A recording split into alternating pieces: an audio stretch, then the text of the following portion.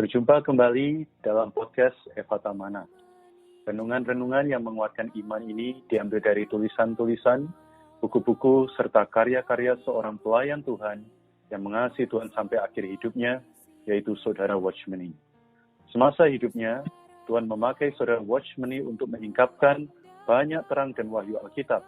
Di antaranya adalah mengenai salib, Kristus sebagai hayat, serta kesatuan tubuh Kristus. Kami berharap melalui kehadiran podcast Renungan Efata Mana ini, khususnya di masa pandemi wabah virus hari ini, kami dapat menghibur dan menguatkan iman saudara-saudari sekalian. Anda dapat menghubungi kami pada nomor hotline Efata Mana di 0851 5677 2397. Sekali lagi, Anda dapat menghubungi kami pada nomor hotline Efata Mana di 0851 5677 2397. Buku-buku karya Watchmeni secara lengkap dapat Anda peroleh melalui website yasprint.com ataupun melalui Play Store di handphone Android Anda. Selamat menikmati renungan seri hari ini. Shalom untuk semua para pendengar Efata Mana. Kembali lagi dengan saya, Moses, dan hari ini dengan rekan saya, Saudara Kenny. Kami sangat bersuka cita bahwa di hari yang berbahagia ini kita tetap bisa bersama-sama merenungkan firman Tuhan. Sekalipun situasi di luar nampaknya tidak sesuai dengan apa yang kita rencanakan, tetapi kita percaya bahwa Tuhan selalu punya kedaulatan. Di balik setiap situasi Tuhan punya rencana yang indah. Karena itu tanpa kita basa-basi kembali, kita bisa masuk ke dalam renungan hari ini yang akan menggugah ya, karena ini berkaitan dengan satu topik yang sangat dinanti-nantikan, yaitu mengenai doa kuasa. Ini diambil dari buklet Saudara Watchmeni dengan judul serupa, yaitu doa kuasa. Dan ini akan menjadi topik selama 1 minggu ke depan. Hari ini kita akan membahas bagaimana kaitan doa kuasa sebagai doa yang paling penting dan paling rohani. Mungkin sebelum kita masuk lebih dalam, saya minta mungkin ada Saudara Kenny memberi sedikit bird eye view. Shalom kepada semua para pendengar. Amin.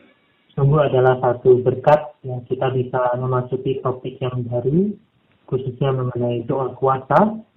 Tadi Saudara Moses sudah katakan doa kuasa adalah doa yang paling penting dan paling rohani. Yeah. Tentu kita semua tahu bahwa doa adalah seperti nafas orang Kristen. Orang Kristen tidak bisa terlepas dari yang namanya berdoa. Betul. Karena itu dari kecil kalau kita melihat sekolah minggu, kita melihat selalu diajarkan anak-anak kita untuk berdoa. Namun doa yang kita bahas hari ini bukan doa yang seperti itu. Kita akan masuk ke satu doa yang paling tinggi, doa yang paling penting, doa yang bahkan mempengaruhi bumi dan surga. Wah, amin. Mungkin adalah baik Saudara Moses bisa langsung baca ayatnya supaya kita tidak perlu basa-basi lagi, kita langsung lihat firman Tuhan berkata apa.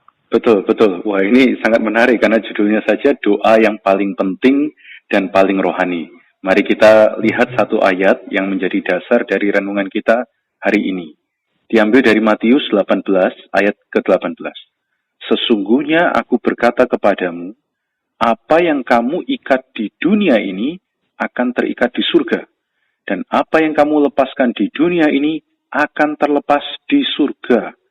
Wah, ini perkataan yang sangat penuh kuasa sepertinya, Saudara Kenny. Amin, betul. Ayat ini ayat yang sangat menarik, ayat yang penting. Bahkan banyak hamba Tuhan juga sering mengutip ayat ini. Ayat ini adalah ditulis di dalam kitab Injil, yaitu kitab Injil Matius. Dan kita semua tahu bahwa kitab Injil itu ada 4, yaitu kitab Matius, Markus, Lukas, dan Yohanes. Tetapi khusus membicarakan mengenai mengikat apa yang di dunia ini akan terikat di surga, lalu melepaskan apa yang di dunia ini terlepas di surga, ini hanya secara khusus dituliskan di dalam kitab Matius. Betul. Dan kita tahu bahwa kitab Matius adalah kitab Injil yang kita sebut sebagai Injil Kerajaan. Karena di dalam kitab ini membicarakan Injil, membicarakan kerajaan Allah sangat detail. Itulah sebabnya doa puasa adalah doa yang berkaitan dengan kerajaan. Amen. Atau saya bisa dengan menyebutkan satu istilah atau satu statement bahwa doa puasa adalah doa yang mendatangkan kerajaan Allah di bumi seperti di surga. Karena itu maka kita kenal sebagai doa yang mengikat dan yang melepaskan. Amin. Wah, ini semakin menarik saja, Saudara Kenny ya. Saya harap para pendengar juga makin antusias ya. Kita ingin melihat sebenarnya doa kuasa itu apa. Saya langsung saja ke cuplikan dari buklet Saudara Watchmeni. Dikatakan demikian. Dalam Alkitab dapat ditemukan sejenis doa yang paling tinggi dan rohani. Tetapi hanya sedikit orang yang memperhatikan atau memilikinya. Doa apakah itu? Itu adalah doa kuasa. Kita sudah mengenal doa pujian, doa ucapan syukur, doa permohonan, dan doa untuk orang lain, atau kita kenal dengan doa syafaat. Namun tidak banyak di antara kita yang mengetahui tentang doa kuasa. Doa kuasa adalah doa yang memerintah, doa yang paling penting dan paling rohani dalam Alkitab. Doa ini mewakili satu kekuasaan, adalah perintah kekuasaan. Karena itu saudari, jika Anda ingin menjadi pendoa, Anda harus belajar berdoa dengan kuasa. Karena di dalam Matius 18 ayat 18, pergerakan di surga tergantung pada pergerakan di bumi. Apapun yang diikat di bumi akan terikat di surga, dan apapun yang dilepaskan di bumi akan terlepas di surga. Wah, ini sangat menarik untuk dibahas, Saudara Kenny. Silakan. Ya. Saya melanjutkan ke pembahasan saya tadi sebelumnya bahwa doa kuasa adalah doa yang mendatangkan kerajaan Allah seperti di surga. Nah, kita tahu tadi dikatakan orang Kristen mengenal ada doa pujian, ada doa ucapan syukur, ada doa permohonan, juga ada doa untuk orang lain atau kita kenal sebagai doa syafaat. Namun masih ada satu doa yang secara khusus hanya dibahas di kitab Matius, yaitu doa kuasa. Amin. Dan tentu kita tahu di kitab Matius juga mengajarkan kita mengenai doa Bapa kami. Di dalam doa Bapa kami dikatakan, Bapa kami yang di surga, dikuduskanlah namamu, datanglah kerajaan di bumi seperti di surga. Artinya, di dalam doa Bapa kami, kita diajarkan bahwa Tuhan punya kehendak mau mendatangkan kerajaannya di bumi seperti di surga. Bagaimana bisa melaksanakan doa ini? Bagaimana doa Bapa kami ini bisa terwujud?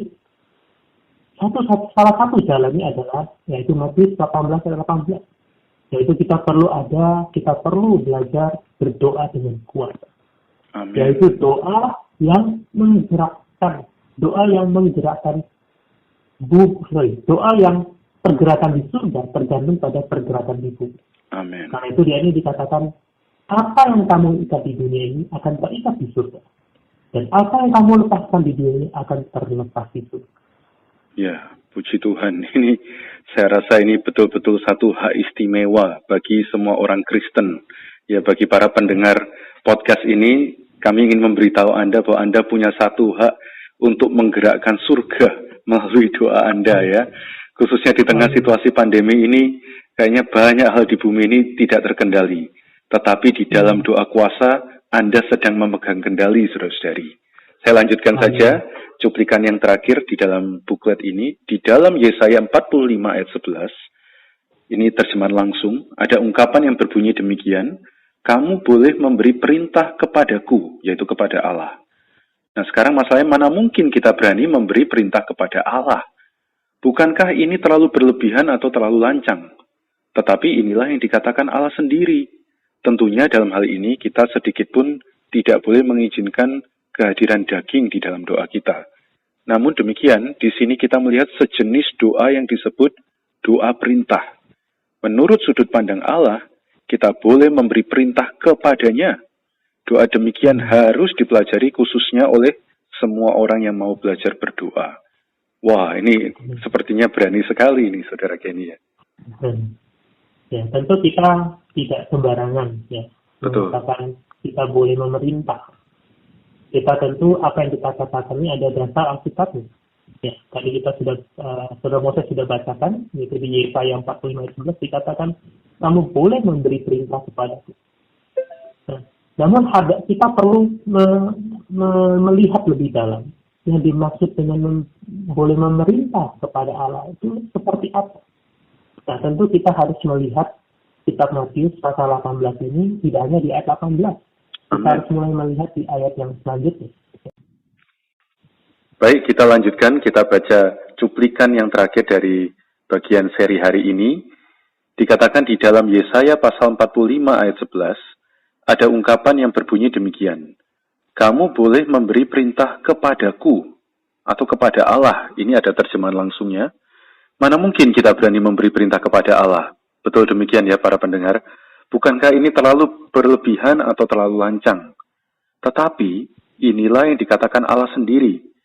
Tentunya dalam hal ini kita sedikit pun tidak boleh mengizinkan kehadiran daging di dalam doa kita. Namun demikian, di sini kita melihat adanya sejenis doa yang disebut doa perintah. Menurut sudut pandang Allah, kita boleh memberi perintah kepadanya. Doa demikian harus dipelajari khususnya oleh semua orang yang mau belajar berdoa. Ini sepertinya berani sekali, Saudara Kenny, sebetulnya. Ya, kita tentu tidak berani sembarangan mengatakan kita boleh memerintah pada Allah. Tapi memang ini adalah firman Tuhan. Ya, firman Tuhan di kitab Yesaya dikatakan kamu boleh memberi perintah kepadaku. Ya. Nah, atau kita sebut sebagai doa perintah.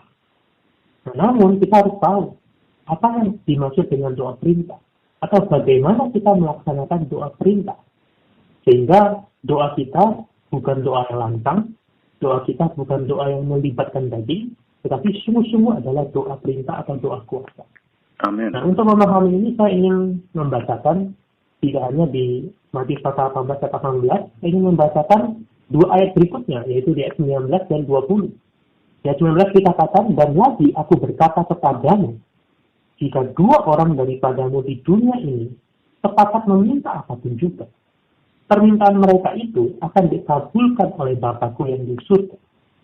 Sebab di mana dua atau tiga orang berkumpul di dalam namaku, di situ aku ada di tengah-tengah mereka.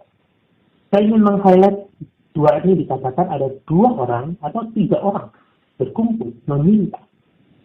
Ini berarti bukan doa pribadi, bukan keinginan pribadi lalu diucapkan dan menjadi sebuah perintah.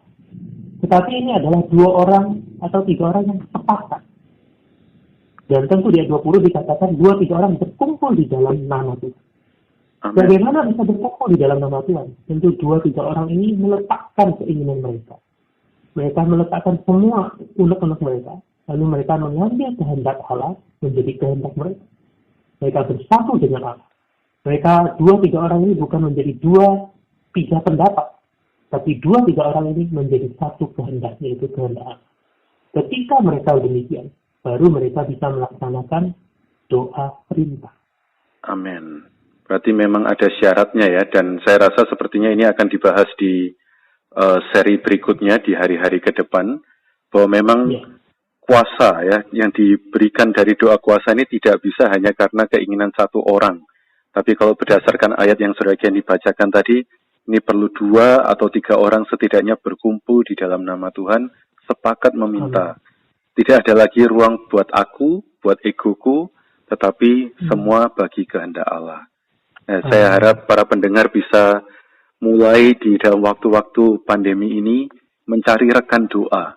Ya, tidak hanya sendirian berdoa meminta Tuhan di dalam situasi ini harus berbuat ini, berbuat itu, tetapi marilah kita cari rekan doa. Atau juga di Efata Mana ini menyediakan pelayanan doa. Saudara-saudara, Anda bisa berdoa bersama dengan hamba-hamba Tuhan yang melayani di sana untuk berdoa bagi kepentingan surga terjadi di bumi ini. Baik, untuk mengakhiri seri renungan hari ini, saya meminta dalam kasih Saudara Kenny untuk menutup di dalam doa. Amin. Amin. Mari kita berdoa. Tuhan Yesus, kami mengucap syukur bahwa hari ini kami punya kesempatan mendengarkan satu firman Tuhan yang begitu penting, yaitu Engkau memberikan kami sebuah hak, tidak hanya sekedar berdoa, Bahkan kami bisa mengalami doa kuat, yaitu doa yang memerintahkan, doa yang menggerakkan surga, doa yang mengikat di bumi seperti di surga, doa yang melepaskan apa yang di bumi seperti di surga. Tuhan, kami juga mau belajar berbagian di dalam doa ini. Tentu Tuhan, kami perlu tuntunan-Mu, sehingga Engkau mempertemukan kami dengan 2-3 orang yang bisa sepakat. Saya mau belajar Tuhan, mengambil kehendak-Mu menjadi kehendak kami. Tuhan Yesus, karena itu Tuhan, ajarkanlah kami bagaimana kami bisa bersatu dengan kehendak-Mu. Kami berdoa di dalam nama Tuhan Yesus, Juru Selamat kami. Amin. Amin. Terima kasih Saudara Kenny. Untuk para pendengar, Tuhan Yesus memberkati. Amin. Sekian podcast Renungan Efatamana pada hari ini. Kami akan hadir kembali pada seri berikutnya. Jika saudara-saudari ingin mendapat pelayanan doa dan konseling, Anda dapat menghubungi nomor kami pada 0812 155 7000. Sekali lagi, 0812 155 7000. Kasih karunia Tuhan Yesus Kristus menyertai kita semua.